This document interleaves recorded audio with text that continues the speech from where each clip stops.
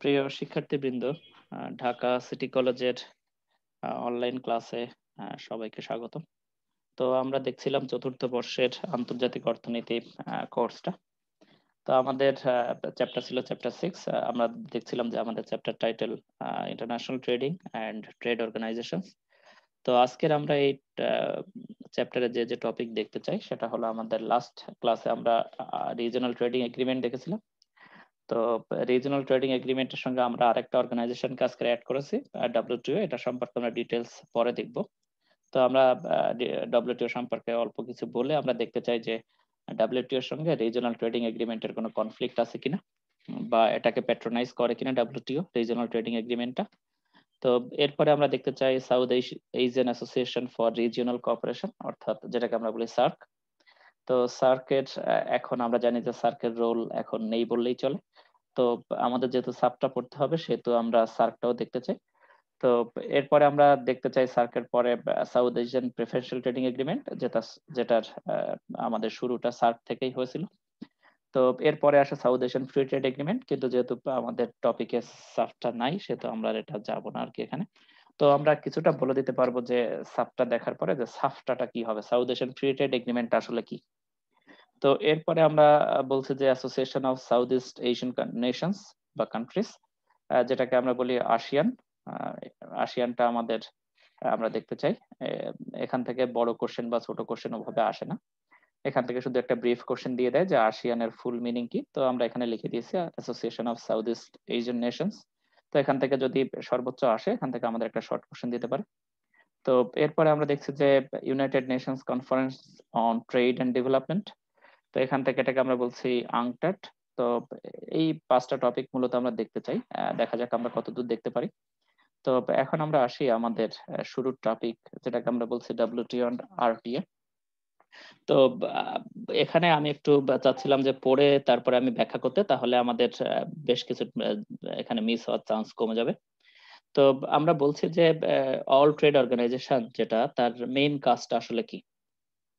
তাহলে আমরা জানি যে WTO কে যদি আমরা একেবারে আহ, যদি আমরা একেবারে বড় চোখে দেখি আর কি, আমাদের স্মল আইস কে আমরা বাদ দিয়ে যদি আমরা একটু ব্রড সেন্সে দেখি, তাহলে আমাদের চোখের সামনে যেটা আসে সেটাকে আমরা বলি, আসলে WTO এর ফুল মিনিং আমরা জানি ওয়ার্ল্ড ট্রেড অর্গানাইজেশন। তো এর মধ্যেই আমাদের এর রোলটা দেয়া আছে ট্রেড অর্গানাইজেশন বললে। তো আমরা বলছি যে WTO এর মেইন রোল যেটা, সেটা হলো ট্রেড লিবারালাইজেশন।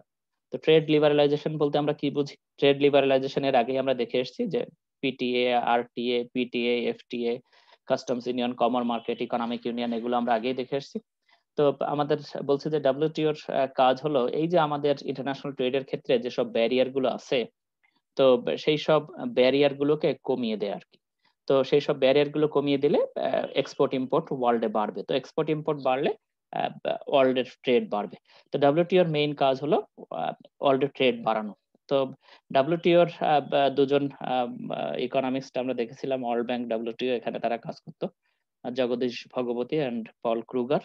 তো মূলত তারাই আমাদের এই ট্রেডটাকে কিভাবে বাড়ানো যায়, কিভাবে ট্যারিফ কমানো যায়, ইন্টারেস্ট রেট কমানো যায়, সাবসিডি কমানো যায়, তো এইসব নিয়ে তারা মূলত কাজ করতো।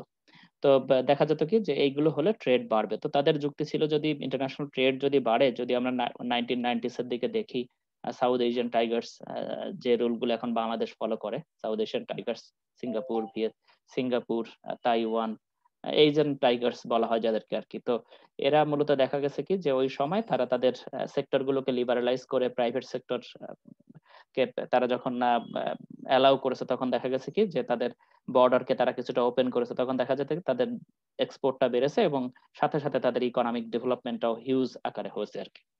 তো এখন বলা হচ্ছে যে সেই সময়ের দিকে দেখা যেত যে কান্ট্রিগুলোর মধ্যে এইরকম যদি ট্রেড বাড়ে, তাহলে সেই কান্ট্রিগুলো ভালোর দিকে যায়। তো সেই সময়ে মূলত আমাদের এই মানে এই সেই সময় থেকে WTO রোলটাই হলো ওয়ার্ল্ডে কিভাবে ট্রেড বাড়ানো যায়, ট্রেড বাড়ালে আমরা বলছি যে ডেভেলপড নেশন গুলো বা ডেভেলপিং নেশন গুলো আরো ভালোর দিকে যাবে, বা আন্ডার ডেভেলপড কান্ট্রি যারা আছে তারা ভালোর দিকে যাবে। যদিও এখানে আমাদের কন্ট্রাডিকশন আছে। তো দেখা যাচ্ছে কি যে তাহলে WTO এর কাজটা আমরা মোটামুটি দেখলাম।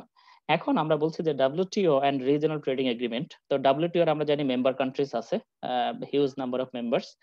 তো এখানে আমাদের অ্যাকচুয়াল ফিগারটা আমরা এখানে লিখিনি, আমরা এটা পরে দেখবো আর কি। তো আমরা বলছি যে এই যে আমাদের ডাব্লিউটিও যে আমাদের যে ফর্ম, এই ডাব্লিউটিওর ফর্মের মূলত এখানে আহ, এর ডাব্লিউটিও যে ফর্ম, সেই ফর্মে মূলত আমাদের যে মেইন যে ফোকাসিং সেটা হলো যে প্রত্যেকটা কান্ট্রির মধ্যে একটা একটা জেনারেল ট্যারিফ স্ট্রাকচার মেনটেন করা, বা জেনারেল শুল্ক স্ট্রাকচার মেনটেন করা। বা এখানে যদি আমরা বলি যে এখানে আবার একটা ব্যাপার আছে যেটাকে বলা হয় মোস্ট ফেভার্ড নেশন। তো মোস্ট ফেভার্ড নেশন অর্থ হলো অনেকটা লিস্ট ডেভেলপড বা ডেভেলপিং কান্ট্রি যারা আছে তাদের মধ্যে তারা যখন ডেভেলপ নেশন গুলোতে তাদের গুডস গুলো পাঠাবে, তখন বলা হবে যে এইসব গুডস গুলোতে একটু তারা একটু ফেভার পাবে আর কি। অর্থাৎ ডেভেলপ নেশন গুলো পাঠালে যেরকম ট্যারিফ বসানো হবে, মোস্ট ফেভার্ড নেশনের ক্ষেত্রে তার চাইতে কম বসানো হবে। তো যখন এরকম পলিসি নেওয়া হয় তখন দেখা যাচ্ছে কি আমি বেশিরভাগ যারা লিস্ট ডেভেলপ বা ডেভেলপিং কান্ট্রি তাদের ক্ষেত্রে একই পলিসি নেই। কিন্তু যখন রিজনাল ট্রেডিং এগ্রিমেন্ট হয় তখন রিজনাল ট্রেডিং এগ্রিমেন্ট হলে ডাব্লিউটিওর এই রুল ভায়োলেশন হতে পারে বা কন্ট্রাডিক্ট করতে পারে। কিভাবে কন্ট্রাডিক্ট করতে পারে? যেমন আমি দেখলাম যে আমাদের ইন্ডিয়া, বাংলাদেশ, শ্রীলঙ্কা, পাকিস্তান, মিয়ানমার এদের মধ্যে একটা জোট আছে সাপোজ। তো যখন আমি এখানে একটা আমি একটা এগ্রিমেন্টে যাচ্ছি, তখন দেখা যাচ্ছে কি যে আমার বাইরের দেশ থেকে যদি অন্য কেউ আমার দেশে গুডস পাঠাতে চায়, যেমন ধরলাম সাপোজ আফগানিস্তান, তাহলে দেখা যাচ্ছে কি যে সেক্ষেত্রে আমাদের ট্যারিফ স্ট্রাকচারটা ভিন্ন হতে পারে। কারণ আমার রিজিওনাল ট্রেডিং এগ্রিমেন্টে আমি একটা বলে দিয়েছি যে এক্সটার্নাল ট্যারিফটা আমরা এভাবে নির্ধারণ করব। তো সেক্ষেত্রে দেখা যায় কি মোস্ট ফেভার্ড নেশনের রুলটা ভায়োলেশন হয়। তো যখন এরকম রুলস ভায়োলেশন হয় তখন ডাব্লিউটিওটা আমাকে বলতে পারে যে তুমি তো আমার নিয়ম ফলো করছো না, তুমি একটা নিজের মধ্যে একটা রিজিওনাল ট্রেডিং এগ্রিমেন্ট করে তুমি আমাকে আমার রুলস গুলো ফলো করছো না, কিন্তু still you are the member of WTO. তো দেখা যাচ্ছে যে এই যে আমাদের রিজিওনাল ট্রেডিং এগ্রিমেন্ট, ডাব্লিউটিও, এরকম নানা রকমের এগ্রিমেন্ট আমরা দেখি, এই যে আসিয়ান, আংটাড, এরকম নানা রকমের সংস্থা বা অর্গানাইজেশন আমরা দেখি, এটা অনেকটা একটা স্পেগেটি বলের মতো। যেমন আমরা যদি বলি যে একটা বোলের মধ্যে যদি নুডলস রাখা হয় তাহলে দেখা যাবে কি নুডলস একটা খুঁজে পাওয়াই কঠিন যে এটা কোন দিক থেকে কোন দিকে গেছে। তো এরকম যদি আমরা দেখি যে রিজনাল ট্রেডিং এগ্রিমেন্ট, এক কান্ট্রির সঙ্গে আরেকটা কান্ট্রি, এক দেশের সঙ্গে আরেকটা দেশ, ডাব্লিউটিওর সঙ্গে অন্যান্য দেশ, আংটাডের সঙ্গে অন্যান্য দেশ, আসিয়ানের সঙ্গে অন্যান্য দেশ, যদি আমরা এগুলোকে অ্যাড করি তাহলে দেখা যাবে কি যে এক দেশের সঙ্গে আরেক দেশের ট্রেড প্যাটার্নটা অনেকটা স্পেগেটি বলের মতো। অর্থাৎ নুডলস গুলো একটা বক্সে রাখলে যেরকম দেখা যায় অনেকটা সেই ট্রেড প্যাটার্নটাও সেরকম হয়ে যায়। এটা অনেকটা জটিল প্রক্রিয়া আর কি। তো দেখা যায় কি যে এজন্য ডাব্লিউটিও চায় যে রিজিওনাল ট্রেডিং এগ্রিমেন্ট গুলো হোক, শুরুতে তারা একটা পলিসি নিক যে আমরা ট্যারিফটা কমাতে চাই আমাদের নিজের দেশের মধ্যে। তাতে একটা সুবিধা কি যে আমরা আসলে জানি যে রিজিওনাল ট্রেডিং এগ্রিমেন্টের ক্ষেত্রে দেখা যায় যে আমি যেমন আমেরিকার সঙ্গে ব্যবসা বাণিজ্য করতে গেলে আমার কালচার থেকে শুরু করে অনেক কিছু ডিফারেন্ট, টেস্টের ডিফারেন্ট হতে পারে। কিন্তু যদি আমরা এই রিজনের মধ্যে করতে পারি, যেমন সাউথ এশিয়ান রিজন, তাহলে দেখা যাবে কি যে আমাদের টেস্ট, কালচার, সোশ্যাল স্ট্রাকচার এগুলো মোটামুটি সেম। তো সোশ্যাল স্ট্রাকচার বা কালচার আমাদের সেম হলে আমাদের টেস্টিং প্যাটার্ন মোরলেস কাছাকাছি। তো সেক্ষেত্রে আমরা এবং আমাদের গভর্নমেন্টের সম্পর্কে আমরা ভালো জানি, পলিসি তারা কিভাবে নেয়, তাদের ফ্লাকচুয়েশন কেমন হয়, পলিটিক্যাল স্টেবিলিটি কেমন, এগুলো সম্পর্কে আমরা জানি। জানার ফলে কি হয় যে আমরা এখানে সহজেই একজনের সঙ্গে আরেকজনের কন্ট্যাক্টিং হয়। তো সেক্ষেত্রে আমরা কি হতে পারে যে আমরা যদি রিজনাল ট্রেডিং এগ্রিমেন্টে যাই তাহলে সেক্ষেত্রে আমাদের একটা সুবিধা আছে, কারণ আমাদের অত বেশি আমাদের ঝক্কি পোহাতে হচ্ছে না এবং আমরা নিয়মিত আমাদের সঙ্গে যোগাযোগ রাখতে পারি। তো সেই ক্ষেত্রে দেখা যাচ্ছে কি যে ডাব্লিউটিও বলছে যে ফাইন, তুমি তো আমার নিয়ম ভায়োলেট করছো, কিন্তু এটা কিছু না হওয়ার চাইতে কিছুটা ভালো। কারণ শুরুতে যেরকম পলিসি নিলে তোমার ট্যারিফ বা এরকম বসালে যেমন আমাদের ট্রেড স্ট্রাকচারে অসুবিধা হয়, তার চাইতে ভালো বরং তুমি রিজনাল ট্রেডিং এগ্রিমেন্ট করে তোমার মধ্যে ট্যারিফটা কমাও, তাও তো রিজনের মধ্যে তোমার ট্রেডটা বাড়বে। তো এই পলিসি নিয়ে মূলত আমাদের ডাব্লিউটিও আমাদের রিজিওনাল ট্রেডিং এগ্রিমেন্টকে আমাদের এখানে সহায়তা প্রদান করে। তো রিজিওনাল ট্রেডিং এগ্রিমেন্টের ওইটা কি যে আমি শুরুতে আমার অল্প কিছু দেশের সঙ্গে আমার এগ্রিমেন্টটা হয়, তাহলে সেক্ষেত্রে আমি কি সুবিধা পেতে পারি? সেক্ষেত্রে যখন আমি ডাব্লিউটিও নেগোসিয়েশন টেবিলে যাওয়া হয়, আমরা জানি যে ডাব্লিউটিও নেগোসিয়েশন টেবিলে সেখানে ট্যারিফ রিডাকশন থেকে শুরু করে অন্য স্ট্রাকচার নিয়ে আলোচনা হয়। তো সেখানে মূলত ডেভেলপড নেশনগুলোর আধিপত্য বেশি থাকে আর কি, যে কিভাবে ট্যারিফ পলিসি হবে। তো আমি যদি একা থাকি তাহলে দেখা যাবে কি যে আমার কথা কেউ শুনছে না। কিন্তু যদি অনেকেই মিলে আমরা রিজনাল ট্রেডিং এগ্রিমেন্টে যদি থাকতাম তাহলে সেক্ষেত্রে কি হতো, অনেকেই মিলে তাহলে আমার কিন্তু একটা মাল্টিলেটারাল নেগোসিয়েশন পাওয়ার তৈরি হয়। যেমন আমার সঙ্গে কে কে কাজ করছে, ইন্ডিয়া, পাকিস্তান, শ্রীলঙ্কা, এই সাউথ ইস্ট রিজিয়নের যারা দেশগুলো আছে, আফগানিস্তান, তারা যখন একসঙ্গে হয়ে কাজ করবে, একজোট হয়ে কাজ করবে, তখন কিন্তু আমার একটা ভয়েস রেইজ হবে সেখানে। কিন্তু যদি আমি আলাদাভাবে যেতাম তাহলে সেক্ষেত্রে কিন্তু আমার অসুবিধা ছিল। তো আরটি আমাদের এরকম সুবিধা দেয়। আমরা দুটোর মধ্যে মোটামুটি মোস্ট ফেভার্ড নেশন বা ওই যে আমাদের নেগোসিয়েশন পাওয়ার, সেটা নিয়ে আমরা এখান থেকে আলোচনা করেছি। তো এখান থেকে আমরা দেখি যে এখানে আমরা দেখি কি to ensure that RTS can improve regional trade liberalisation without hurting global trade liberalisation.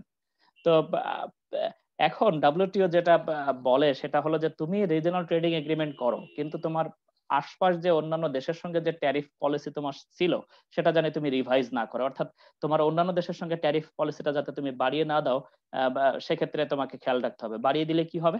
বাড়িয়ে দিলে দেখা যাবে যে ওইসব দেশ আমার দেশের সঙ্গে তাদের ট্রেড কমে যাবে, তো সেক্ষেত্রে ডব্লিউটিও রুলের ভায়োলেশন হয়। তো এরপর আমরা বলছি কি WTO has created committee on regional trading agreements. Its purpose is to examine regional group and to assess whether they are consistent with WTO rules. তো এর জন্য WTO একটা কমিটি করে দিয়েছে, তাদের কাজ হলো তারা দেখবে যে দেশগুলো যদি তাদের এখানে রিজনাল ট্রেডিং এগ্রিমেন্ট করে তাহলে অল ট্রেড অর্গানাইজেশনের যে সেট করা রুলস আছে সেগুলো তারা ভায়োলেট করে কিনা। যদি ভায়োলেট করে তাহলে তাদেরকে ইনফর্ম করবে এবং সেই অনুযায়ী WTO এদের বিরুদ্ধে ব্যবস্থা নিবে। এটা বিরুদ্ধ না বলে এদেরকে কারেকশন করার চেষ্টা করা হবে আর কি এখানে। তো এখন আমরা বলছি যে আমরা যে রিজনাল ট্রেডিং এগ্রিমেন্ট করেছি সেটা কি আমাদের যে মেম্বার কান্ট্রিজ গুলো আছে তাদের মধ্যে কি এটা বেনিফিশিয়াল? তো আমরা বলছি যে রিজনাল ট্রেডিং এগ্রিমেন্ট করলে আমরা জানি যে আচ্ছা, এখানে আমরা যদি একটু কোশ্চেন করি তাহলে আমরা যেহেতু এটা আগেই দিয়ে দিয়েছি একদিন আগে, আমি ধরে নিয়েছি সবাই এটা পড়েছে, তো আমি একটু শুনে আসি।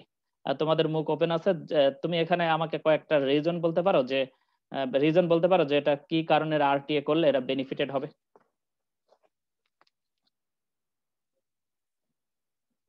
যে কেউ একজন বলো, কুইক।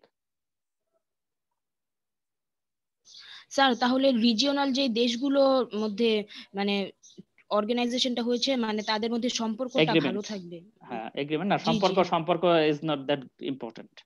সম্পর্ক দিয়ে আমি কি করব? আমার মানে তাদের ইন্টারেস্ট এগ্রিমেন্টটা মানে বজায় থাকবে, মানে ওই জিনিসটা ভঙ্গ হবে। যেমন আমরা যদি বলি যে আমাদের মধ্যে একটা সম্পর্ক আছে, দ্যাট ডাজ নট মিন যে দেয়ার ইজ নো ইন্টারেস্ট। সম্পর্ক তৈরি হবে ইন্টারেস্টের ভিত্তিতে, তো এখানে ইন্টারেস্টটা কি আমি সেটাই বলতে চাইছি।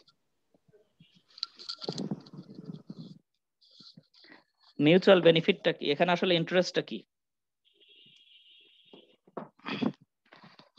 আমি যদি বলি যে ট্রেড বাড়ায় মানে আর সবার মুখ বন্ধ করে রেখেছে কেন? 1301 বলো। এটা তো আমি একদিন দুদিন আগে দিয়েছি, এটা তো একবার চোখ বুলালেও পারা যেত এখানে। 1301 কথা বলো। এখান থেকে বলো যে আরটিএ করলে এখানে আমাদের কি কি বেনিফিট হতে পারে, আমরা এখান থেকে আমাদের বেনিফিটটা কি আসতে পারে?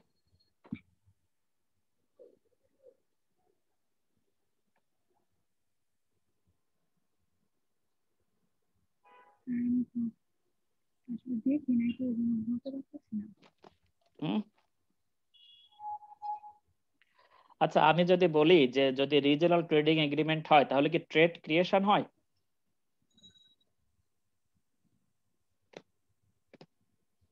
ট্রেড ক্রিয়েশন কাকে বলে? জি স্যার।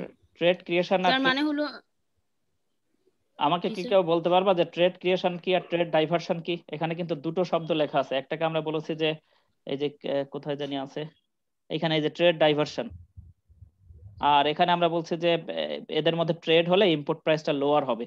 তো ট্রেড ডাইভারশন আর ট্রেড ক্রিয়েশন কি কখনো শুনেছো? জি স্যার। জি স্যার, লাস্ট ইয়ারই পড়ছি। জি স্যার। তাহলে আমাকে একটু বলতে পারবা যে what does it mean trade by trade creation and trade diversion? Sir, trade diversion হচ্ছে যে কোনো অন্য কোনো দেশের মানে কোনো দেশের সাথে আমার ট্রেড ছিল কিন্তু ওদের সাথে আমি আর কন্টিনিউ করতে চাচ্ছি না, বা ওদের থেকে আমি চেঞ্জ করতে চাইতেছি যে আমি অন্য কোনো দেশের সাথে লোয়ার কস্টে আর মানে আরো ভালো প্রোডাক্ট পেতে পারবো। তো ওইটা হচ্ছে ট্রেড ডাইভার্সন। হয় নাই না স্যার, ভুলে গেছি, দাঁড়ান দাঁড়ান দাঁড়ান। হ্যাঁ, সুজানা বলো, ট্রেড ক্রিয়েশন কি আর ট্রেড ডাইভারশন কি? স্যার এইটাই তো ছিল যে আগে মানে এরকমই তো স্যার, যে আগে আগে যেই কান্ট্রির সাথে ট্রেড করতাম মানে অন্য একটা দেশের মানে ট্যারিফটা আরো কমাই দিলাম, তখন অন্য দেশ থেকে আরো লোয়ার আমি প্রাইসে। বলি trade creation is nothing but increasing trade or reducing tariff and increasing export and import. Trade ক্রিয়েশনটা হলো আগে তার সঙ্গে আমার ট্রেড ছিল না, এখন তার সঙ্গে আমার ট্রেড ক্রিয়েশন হয়েছে। ঠিক আছে, ফাইন। এখন ট্রেড ক্রিয়েশনটা কিভাবে হতে পারে?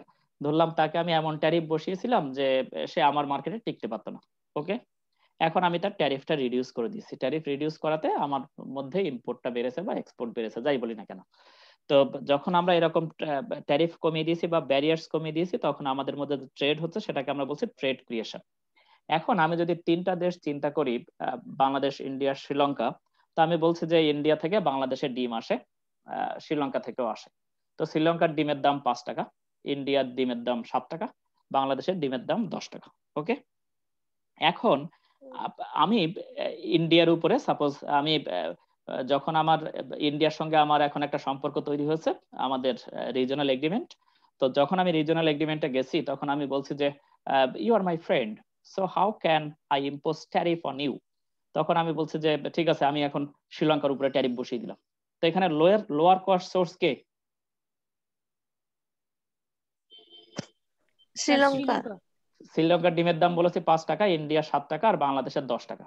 তো যখন আমার এই দুই দেশের মধ্যে আমার যদি বলি যে 50% ট্যারিফ বসিয়ে দিলাম, তাহলে 50% ট্যারিফ বসালে ইন্ডিয়ার ডিমের দাম হয় 10.5 টাকা, আর শ্রীলঙ্কার ডিমের দাম হয় 7.5 টাকা। ওকে, তো 50% ট্যারিফ বসালে কারোর সঙ্গে আমার ট্রেড হচ্ছে না, কারণ আমার ডিমের দাম 10 টাকা। ও, আমার শ্রীলঙ্কার সঙ্গে ট্রেড হতে পারতো।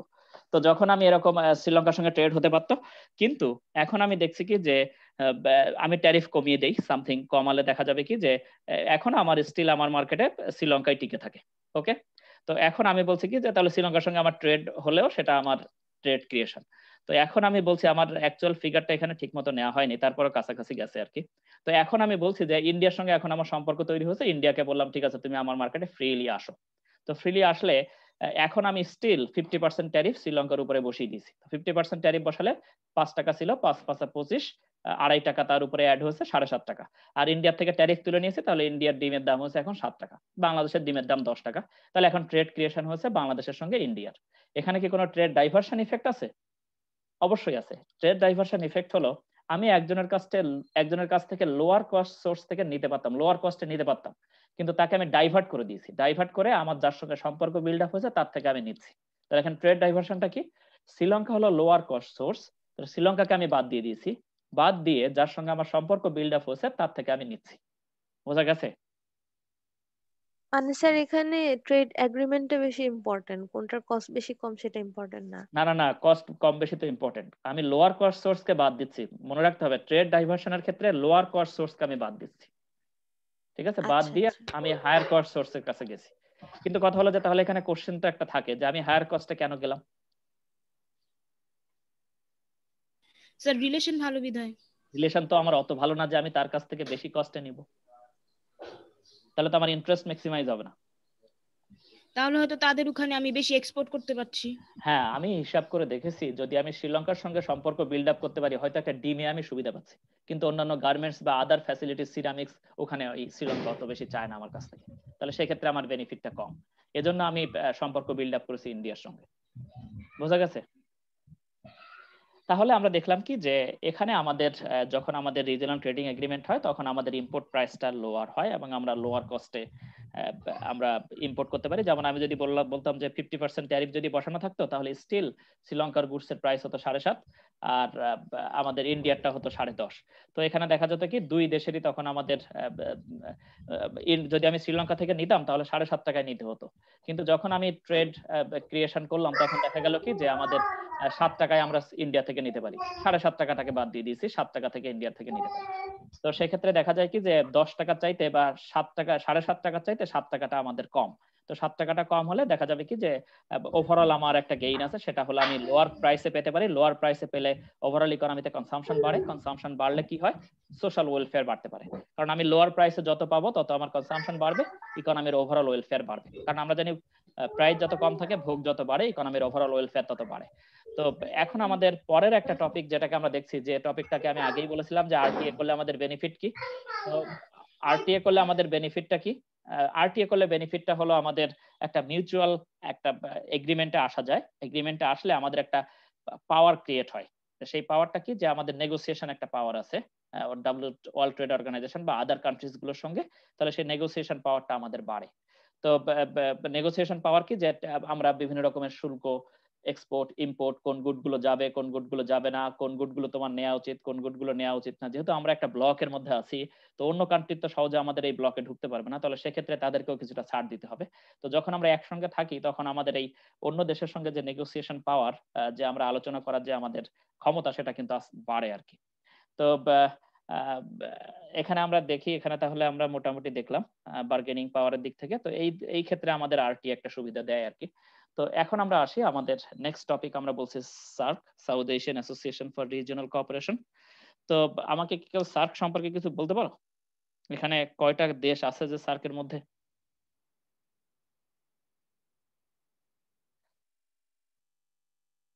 তোমাদের কি, তোমরা কিছু পারো না নাকি? এই যে আগের দিন লিখে দিয়েছি। তার 8টা দেশ আছে। হ্যাঁ, আমরা জানি যে সার্কের শুরুর দিকে 7টা মেম্বার কান্ট্রি ছিল, তারপরে আমাদের আফগানিস্তান যোগ হয়েছে।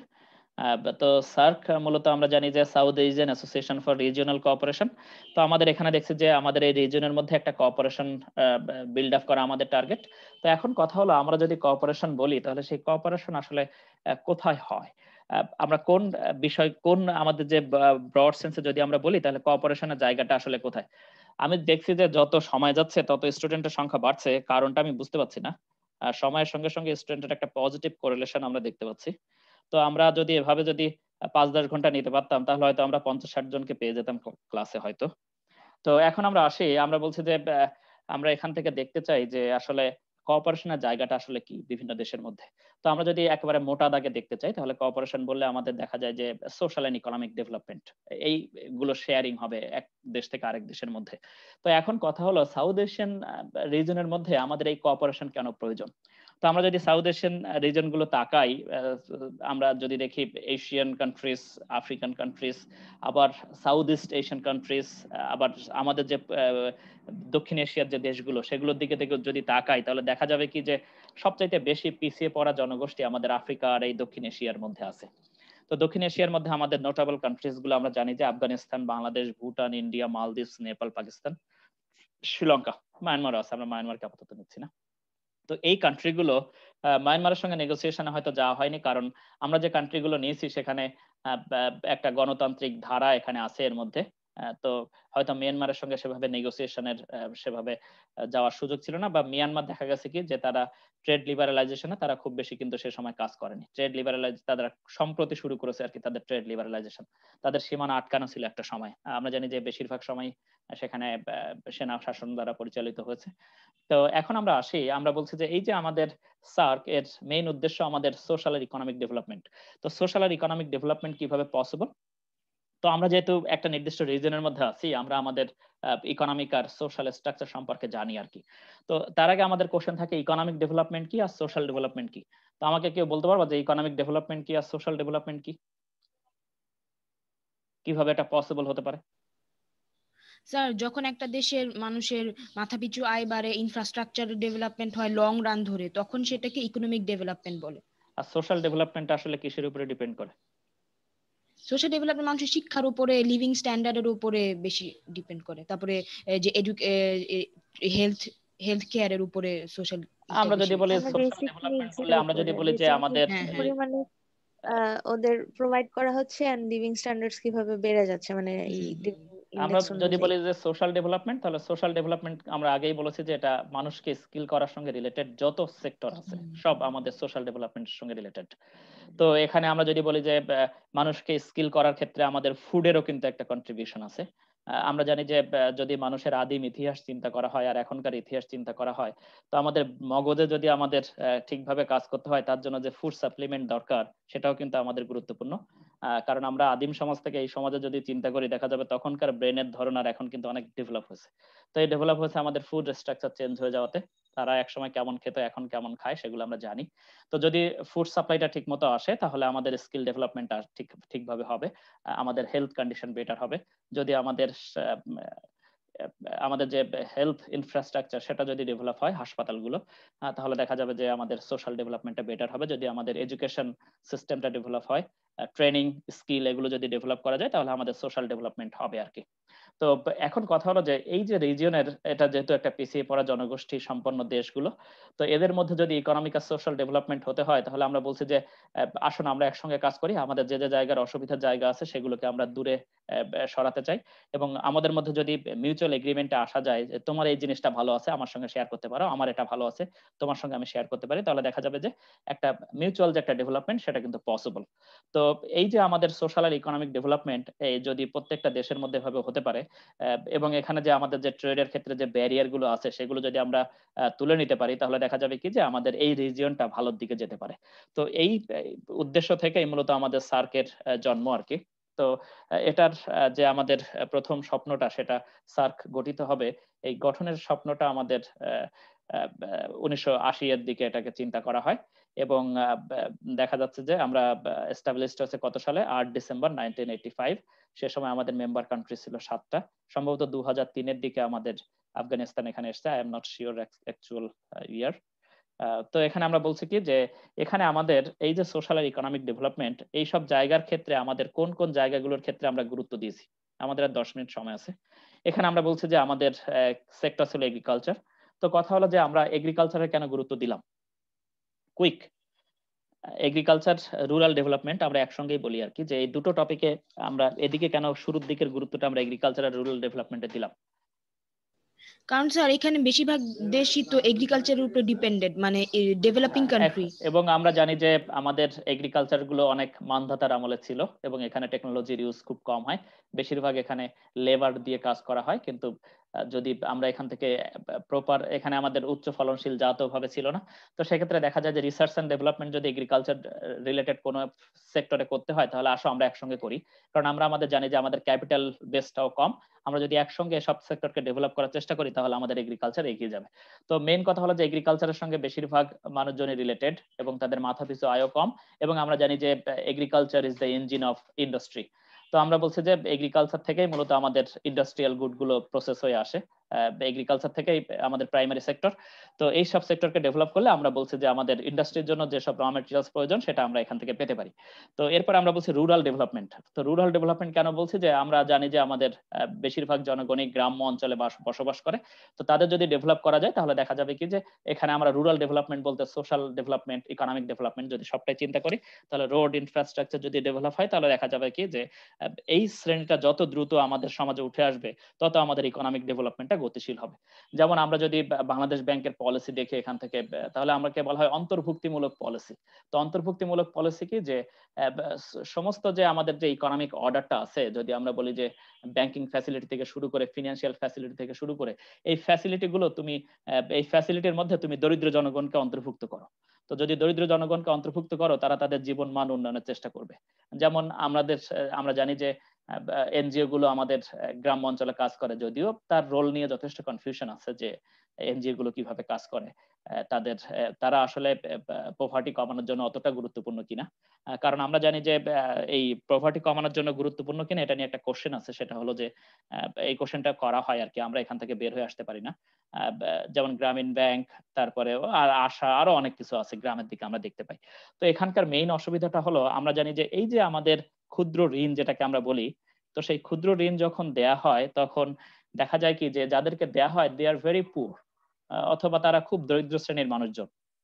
তো এই দরিদ্র শ্রেণীর মানুষজন দেখা যায় যে অনেক ক্ষেত্রে ধার করে খায়, বা ওই খুব মানে অল্পের মধ্যে তারা চলাফেরা করে আর কি। তো যখন ক্ষুদ্র ঋণটা দেয়া হয় তখন দেখা যায় কি যে বেশিরভাগ ক্ষেত্রে তারা কারোর কাছ থেকে হয়তো লোন নেয়, গ্রামের মহাজন বা এইসব কাছ থেকে, তো সেখান থেকে কিছুটা লোন তারা শোধ করে দেয়। লোন শোধ করলে দেখা যায় ক্ষুদ্র ঋণের মধ্যে ক্ষুদ্র হয়ে গেছে আরো। তো সেই ক্ষুদ্র হয়ে গেলে কি হয়, এই কম টাকা দিয়ে কি করব, দুদিন একটু মুরগি খাই, মাছ খাই। তো দেখা যাবে কি তারা খেয়ে ওটাকে শেষ করে দিচ্ছে, কারণ তারা বেশিরভাগ সময় তাদের ম্যালনিউট্রিশনের তাদের একটা ধরন আছে, তারা ভালো খাবার খেতে পারে না। তো দেখা যায় যে এই সব জায়গায় ব্যয় করে। যেমন আমি সাতক্ষীরা অঞ্চলে কাজ করেছি বা গাইবান্ধাতে কাজ করেছি, তো দেখেছি যে তারা বছরে 1 থেকে 2 বার হার্ডলি তারা মাংস খায় আর কি, তাও চেয়ে চিনতে খায় আর কি। আমরা একেবারে আলট্রা পুয়ার দিয়ে নিয়ে কাজ করেছি। তো দেখা যায় কি যে এই সব ক্ষেত্রে পরে আবার কি হয়, পরে তারা অন্য আরেকটা জায়গা থেকে লোন নেয়, কারণ এখানে লোনের কিস্তি শোধ করতে হয় সপ্তাহে সপ্তাহে, মাসে মাসে। তো অন্য জায়গা থেকে লোন নেয়, অর্থাৎ ওই আবার এইখান থেকে শোধ করতে যায় তার আরেকটা থেকে লোন নেয়। তো এই যে আমাদের একটা সার্কেল, এই সার্কেলটা কিন্তু একটা চক্রাকারে ঘুরতে থাকে, অর্থাৎ লোন থেকে তারা বের হতে পারে না। তো আমরা যেখানে গেছিলাম সেখানে তারা বলেছে স্যার আমাদেরকে বাঁচান, আমরা এই লোন থেকে বের হতে পারছি না। তো আমরা তো আসলে বাঁচাতে যাইনি, আমরা কাজ করতে গেছিলাম, যে তাদের অবস্থা কি সেটা আমরা দেখতে গেছিলাম। তো এখন আমরা আসি, আমরা দেখতে চাই যে টেলিকমিউনিকেশনস, অর্থাৎ আমাদের যে কমিউনিকেশন সিস্টেম, কারণ আমরা জানি যে মডার্ন যুগে যদি আমরা তাকাই তাহলে এই যে টেলিকমিউনিকেশন কিন্তু আমাদের একটা যোগাযোগের বা যাতায়াতের ক্ষেত্রে, যোগাযোগের ক্ষেত্রে ব্যাপক একটা বৈপ্লব সূচনা করেছে। আগে যেখানে আমরা যোগাযোগ করতে পারতাম না, এখন আমরা কিন্তু বাংলাদেশের মার্কেটে বসে আমেরিকার মার্কেটে আমরা ইনভেস্টমেন্ট করতে পারি, এবং আমাদের যোগাযোগ ব্যবস্থাটা এত সফট হয়েছে যে আমাদের এটা আমার অনেকটা খরচ কমিয়ে দিয়েছে। তো টেলিকমিউনিকেশনও আমাদের জন্য গুরুত্বপূর্ণ। এরপর আমরা বলছি মেটিরিওলজি, অর্থাৎ আবহাওয়াবিদ্যা, কারণ আবহাওয়া নিয়ে আমাদের কাজ করতে হবে, কারণ আমরা জানি যে আমাদের এটা অনেকটা দুর্ঘটনা, আমাদের এটাকে কি বলা হয় যে এটা সাইক্লোন প্রবণ বা ঘূর্ণিঝড় বা এইসব নানা রকমের প্রাকৃতিক দুর্যোগ, ন্যাচারাল ডিজাস্টার এখানে ঘটে থাকে। তো সেটা আবহাওয়া রিলেটেড অ্যাডভান্টেজটা আমরা অন্য কান্ট্রি থেকে পেতে পারি, যদি তাদের সেই টেকনোলজি থাকে, আমার না থাকে তাহলে এটার মধ্যে শেয়ারিং হতে পারে। তারপর আমরা বলছি health and population activities. Health condition যত বেটার হয় পপুলেশনের কোয়ালিটি তত বেটার হয়। আর পপুলেশন অ্যাক্টিভিটিস বলতে আমরা বুঝতে পারি যে একটা সময় দেখা যেত যে আমাদের এখানে মাতৃমৃত্যু হার বা শিশু মৃত্যু হার অনেক বেশি ছিল আর কি। তো মাতৃমৃত্যু হার, শিশু মৃত্যু হার যদি বেশি থাকে, শিশু মৃত্যু হার বেশি থাকলে যে আমাদের আমাদের দুটো চাইল্ড আছে, না they can not be survived for a long time, তাহলে আমার আরেকটা বাচ্চা দরকার। অর্থাৎ যদি তারা দ্রুত মরে যায় সেই আশায় আমার দেখা যাবে যে জন্মহারও বেড়ে যেতে পারে এইসব জায়গায়। তো জন্মহার বেড়ে গেলে তাদের প্রতিপালন থেকে শুরু করে তারা একটা সোসাইটির উপরে একটা প্রেশার ক্রিয়েট করে সব সেক্টরগুলোতে। তো এটা একদিক থেকে ভালো যদি তাদের স্কিল করা যায়, কিন্তু সেটা পসিবিলিটিও যে খুব বেশি সেটা আমরা বলতে পারি না, কারণ আমাদের রিসোর্সেস আর লিমিটেড। তো এই ক্ষেত্রে আমাদের পপুলেশন কমানো গেলে দেখা যাবে যে তাদের হেলথ কোয়ালিটি থেকে শুরু করে আদার অন্যান্য বেনিফিটও তারা বেশি পেতে পারবে। তো সেক্ষেত্রে সেই সব রিজনে, সেই সব জায়গায় কিভাবে কাজ করা যায় সেগুলো নিয়ে এদের মধ্যে নেগোসিয়েশন দিয়ে আমাদের প্রথম শুরু হয়েছিল, এবং পরবর্তীতে এখানে আরো কিছু যোগ করা হয়েছে যেটাকে আমরা বলছি সায়েন্স অ্যান্ড টেকনোলজিক্যাল কোঅপারেশন, যেটা আমরা বলেছি যে সবকিছুর ক্ষেত্রে আমাদের রিলেটেড, ইন্ডাস্ট্রি বলি, আমরা এগ্রিকালচার বলি, তাহলে সেক্ষেত্রে আমাদের সায়েন্স অ্যান্ড টেকনোলজি ছাড়া জানি আমাদের ইকোনমিক্স অচল। সায়েন্স অ্যান্ড টেকনোলজি যত আগাবে আমাদের প্রোডাকশন তত বাড়বে। এরপর আমরা বলছি ট্রান্সপোর্ট। তো ট্রান্সপোর্ট ফ্যাসিলিটি যত বাড়ে, কারণ আমরা জানি যে গভর্নমেন্ট, বর্তমান গভর্নমেন্ট, আমরা জানি যে ইকোনমিস্টরা এই গভর্নমেন্টকে অনেকভাবে সতর্ক করেছে যে তুমি এই যে এত রাস্তাঘাট, রেলওয়ে এগুলো বানাচ্ছ, দেখা যাচ্ছে যে এগুলো তোমার উপরে একটা সময় বোঝা হিসাবে কাজ করতে পারে। তো সরকার বলছে যে একটা দেশের ডেভেলপমেন্টের জন্য আমাদের এই রাস্তাঘাট, কালভার্ট, ব্রিজ এগুলো ছাড়া একটা দেশ ডেভেলপ করতে পারে না। তো এখানে ইকোনমিস্টদের পলিসিটা কি, যে তারা বলছে যে তুমি এই যে কমলাপুর থেকে যশোর পর্যন্ত যে রেলওয়ে এক্সপ্যান্ড করছো, এর জন্য তোমাকে হিউজ পরিমাণে লোন নিতে হয়। তো এর যদি রিটার্ন তুমি ঠিক মতো না পাও, তাহলে সেই লোনটা একটা সময় তোমার উপরে বোঝা হিসাবে দেখা যাবে যে আবির্ভূত হবে। যেমন আমরা দেখছি যে শ্রীলঙ্কাও তারা এরকম একটা সময় হিউজ পলিসি নিয়ে তারা ডেভেলপমেন্ট করতে চেয়েছিল এবং লোনের উপরে বেশিরভাগটা নির্ভরশীল ছিল। তো সেক্ষেত্রে দেখা গেছে কি তারা এখন কিন্তু তাদের সেই যে সুদিন কিন্তু তাদের আর নেই, তারা কিন্তু সেই লোনটা তাদের জন্য এখন একটা বার্ডেন হিসাবে কাজ করছে। তো আমাদের গভর্নমেন্টেরও এরকম দেখা যায় যে এরকম একটা ফিয়ার আছে, কিন্তু গভর্নমেন্ট বলছে না না না, আমাদের অত ভয় নেই, কারণ আমাদের ব্যাংকে হিউজ পরিমাণে রিজার্ভ আছে। আমাদের বিদেশিরা যারা বাইরের দেশে প্রবাসীরা থাকে তারা আমাদেরকে হিউজ পরিমাণে রেমিটেন্স পাঠায়, আমার ওরকম লোন হওয়ার কোনো চান্স নেই, আমি শোধ করতে পারবো। যেমন পদ্মা সেতু হওয়ার আগে হিউজ নেগোসিয়েশন হচ্ছে গভর্নমেন্টের বিভিন্ন এজেন্সির সঙ্গে, বিভিন্ন ইকোনমিস্টের সঙ্গে। তো বলেছে যে না না না, এটা অসুবিধা হওয়ার কারণ নেই, কারণ you are a huge reserve in your official reserve account. তো এবং তোমার এই যে 5-7 বছর ধরে, 8-10 বছর ধরে কাজ হবে, তো সেহেতু তোমার এই একবারেই এত কারেন্সি তোমাকে পরিশোধ করতে হবে না, সেহেতু তোমার অসুবিধা নেই। তো সেহেতু গভর্নমেন্ট দেখা গেছে যে এইসব ক্ষেত্রে কাজ করেছে আর কি। তো আমরা দেখছি যে গভর্নমেন্ট এখন হিউজ পরিমাণে ডেভেলপমেন্ট অ্যাক্টিভিটিস করছে। তো we are in fear that this activities can not fail in the long run. আমরা বলছি যে এটা সরকারের দীর্ঘমেয়াদে এটা ফেইল করবে না এবং এখান থেকে রিটার্ন আসবে। তো এরপর আমরা বলছি যে পোস্টাল সার্ভিসেস এন্ড স্পোর্টস, খেলাধুলার ক্ষেত্রে আমরা জানি যে আমাদের এই রিজনটা পিছিয়ে। তো সেক্ষেত্রে আর্টস অ্যান্ড কালচার, তো কালচার একটা বড় টপিক। তো কালচার বলতে আমরা কি বুঝি সেটা একটা বড় কোশ্চেন। তো দেখি আমরা পরে যদি সময় পাই এটা নিয়ে আলোচনা করার চেষ্টা করব। তো এসব ক্ষেত্রেও আমরা জানি যে কালচার অ্যান্ড আর্টস যদি ডেভেলপ হয় তাহলে আমাদের মেন্টাল স্কিলও বাড়ে। তো মেন্টাল স্কিল বাড়লে সেটা আমাদের ফিজিক্যাল স্কিল বাড়াতেও সাহায্য করে। তো সেই ক্ষেত্রে আমরা এগিয়ে যেতে পারি। তো এইসব পরে 4টা সেক্টর আমাদের অ্যাড করা হয়েছে। তো এখানে আমাদের ফার্স্ট মিটিং আমাদের বসেছিল দিল্লিতে 1983 সালে, এগুলো নিজের একটু পড়ে নিলে হবে। তো এরপর আমরা আসি এর এইমস অ্যান্ড অবজেক্টিভ কি। তো আমরা বলছি যে আমাদের মেইন অবজেক্টিভ হলো কোয়ালিটি অফ লাইফ ইমপ্রুভ করা। তো কোয়ালিটি অফ লাইফ ইমপ্রুভ করতে যে আমরা কি করতে চাই, ইকোনমিক গ্রোথ চাই, সোশ্যাল প্রোগ্রেস, কালচারাল ডেভেলপমেন্ট, এগুলো আমরা চাই। তো এইগুলো ডেভেলপ হলে দেখা যাবে কি সোশ্যাল প্রোগ্রেস, কালচারাল ডেভেলপমেন্ট হলে আমাদের যে ফুল পোটেনশিয়াল আছে, একজন মানুষের যে সর্বোচ্চ উৎপাদন ক্ষমতা, সেটা সে ব্যবহার করতে পারবে। কালচার যদি আমাদের পিছিয়ে থাকে তাহলে সেক্ষেত্রে কিন্তু আমার পোটেনশিয়ালিটিও কম থাকে। তো এরপর আমরা বলছি to promote and strengthen collective self reliance among the countries south Asian. তো আমরা বলছি যে আমরা সমষ্টিগতভাবে একজন আরেকজনকে হেল্প করতে চাই। এর উদ্দেশ্য হলো আমরা যাতে আত্মনির্ভরশীল হয়ে গড়ে উঠতে পারি। তো সেটা হলো আমাদের টার্গেট। তো কন্ট্রিবিউট মিউচুয়াল ট্রাস্ট, উভয়ের মধ্যে যে একটা পারস্পরিক বিশ্বাস সেটা স্থাপন করা। Understanding and appreciation of on another problem, তো একজন আরেকজনের যে সমস্যা সেটা আমরা গভীরভাবে আলোচনা করা এবং সেটার মধ্যে যে একটা গুরুত্ব আছে সেটা ঠিকভাবে অনুধাবন করার চেষ্টা করা অনুযায়ী পরে কি আসছে, পরে হলো এখান থেকে যারা লিস্ট ডেভেলপ কান্ট্রিগুলো আছে, এশিয়ান কান্ট্রিগুলোর মধ্যে আবার লিস্ট ডেভেলপ আছে, তার মধ্যে ইন্ডিয়া, শ্রীলঙ্কার, পাকিস্তানকে ডেভেলপিং নেশন বলতে হতো, কিন্তু সিনারিওস হ্যাভ বিন চেঞ্জড রিভার্সলি, পুরোপুরি উল্টো ভাবে চেঞ্জ হয়ে গেছে। এখন কিন্তু পাকিস্তানকে আমরা ওভাবে বলতে পারি না, দে আর ডেভেলপিং নেশনস। তো এর মধ্যে যারা লিস্ট ফেভারিট কান্ট্রি ছিল, এই যে বাদ বাকি 5টা কান্ট্রি, তাদেরকে একটা আলাদা ফ্যাসিলিটি দেওয়া যায়, এরা আবার এর মধ্যে আবার এক্সট্রা সুযোগ পাবে। তো সেক্ষেত্রে কিন্তু এখন আমাদের সেই সিনারিও নেই, যদিও সার্কের অ্যাক্টিভিটিস এখন নেই। To promote activate collaboration and mutual assistance economic, এটা আমরা আগেও দেখেছি। Cooperation with other developing countries, অন্যান্য ডেভেলপিং কান্ট্রি যারা আছে তাদের মধ্যে একটা কিভাবে সম্পর্ক বিল্ড আপ করা যায়